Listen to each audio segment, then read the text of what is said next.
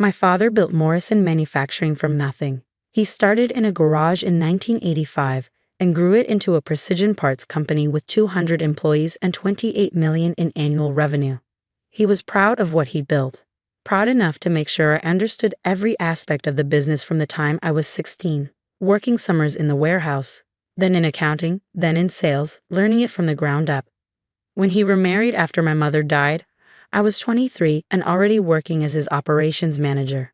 Diane was nice enough at first, a widow with 3 daughters close to my age. Dad was lonely. I wanted him happy. I didn't object when he married her 6 months after they met. I should have objected when he hired her. Diane became the office manager, overseeing administrative functions, scheduling, and coordination between departments. A year later, he hired her oldest daughter, Lauren, as a sales manager, then Madison in marketing, then the youngest, Sophie, as an HR assistant. One by one, my father brought them into the company, gave them good salaries, and taught them the business.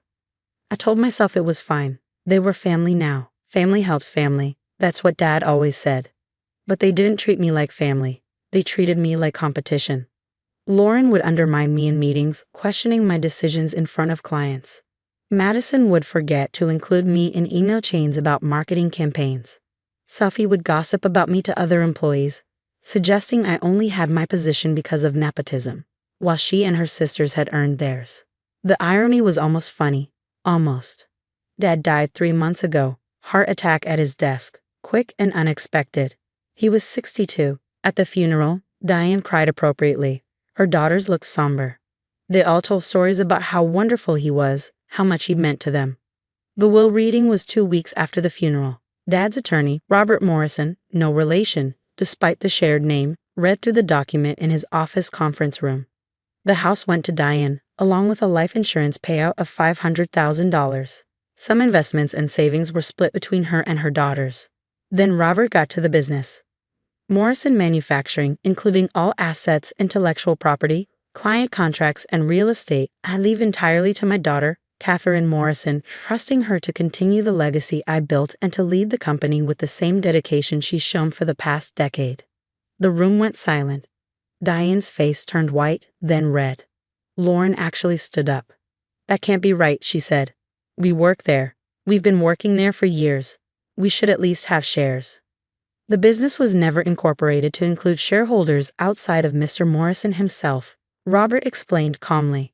Catherine has been listed as successor owner in his estate documents for 8 years. This shouldn't be a surprise. But it was, to them. They'd assumed Dad would split everything evenly, or that Diane would inherit the business.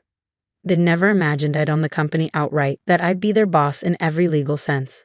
I didn't say anything at the reading, just thanked Robert and left.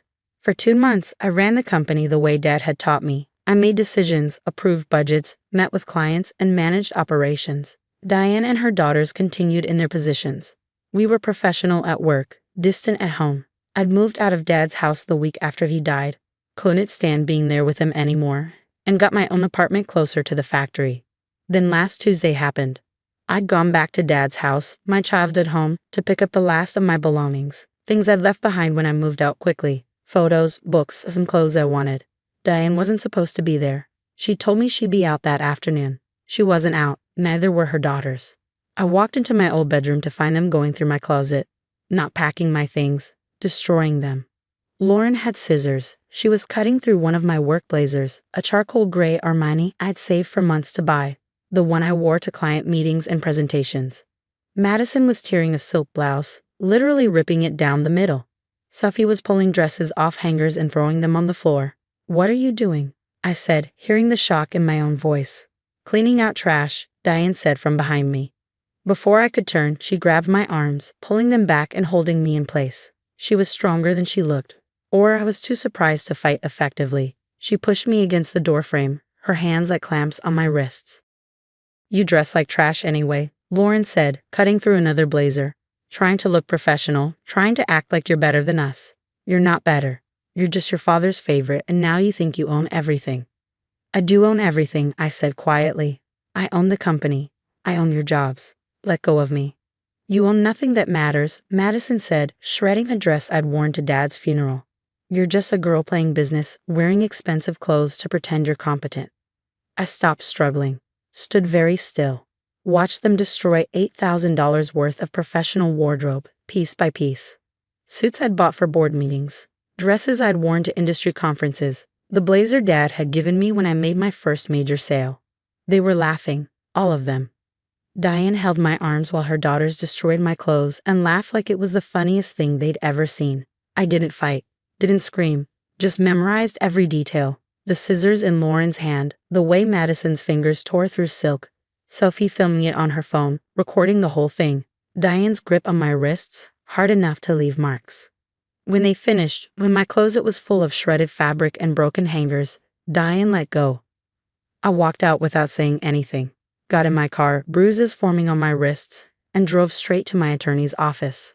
I need to terminate 3 employees and evaluate a 4th, I told her. I need to make sure it's done legally properly so they can't sue, but I need them gone. Patricia Chen was my corporate attorney. She handled Dad's business legal work for 15 years.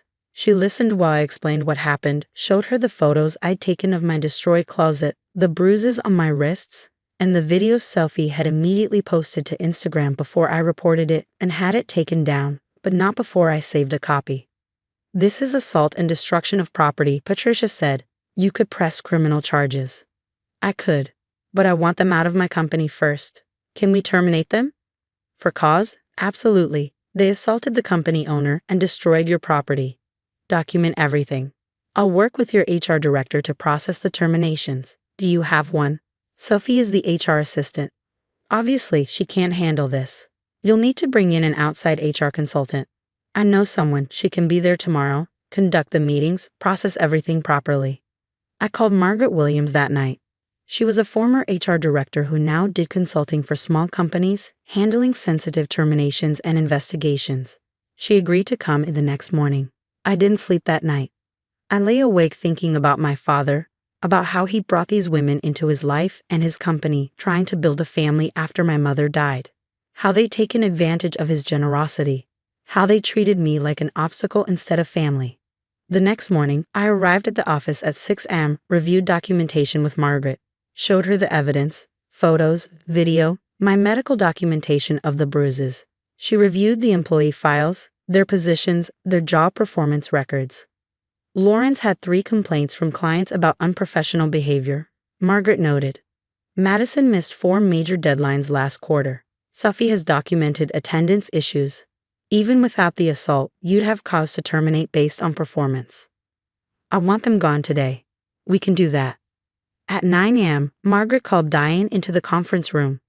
I sat beside her, with Patricia on a video call as legal counsel. Diane walked in looking confident, like she was there to discuss a project. Please sit down, Margaret said. This is a termination meeting.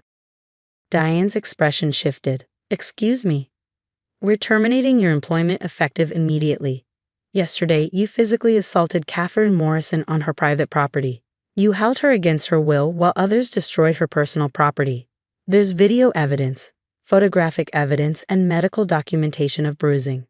That was a family matter. It has nothing to do with work. You assaulted the owner of this company. That's grounds for immediate termination. You violated the code of conduct, created a hostile work environment, and committed criminal battery.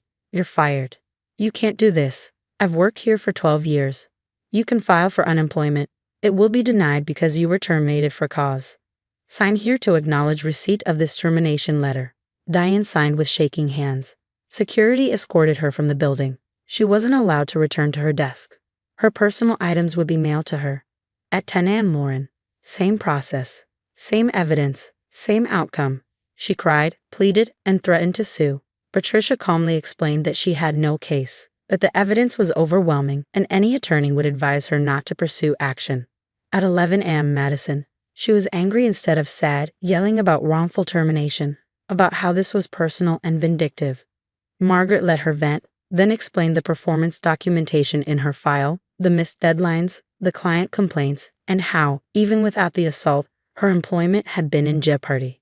At noon, Sophie, the youngest, the one who'd filmed the whole thing and posted it online, the one who laughed the hardest while my clothes were destroyed. She tried to apologize, said she didn't know they'd go that far, that she'd just been going along with her family.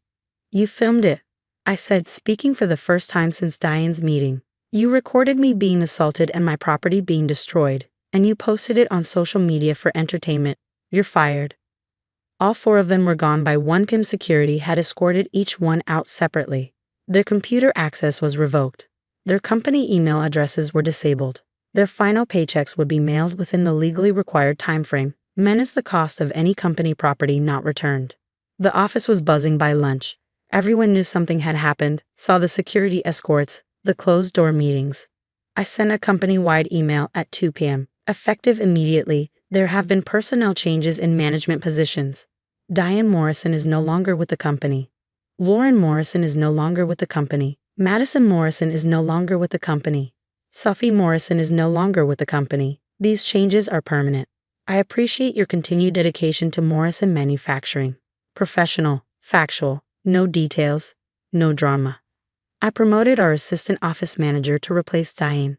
Promoted our top salesperson to replace Lauren. Hired a professional marketing director to replace Madison. Brought in a real HR professional to replace Sophie. The company didn't skip a beat. If anything, things ran smoother.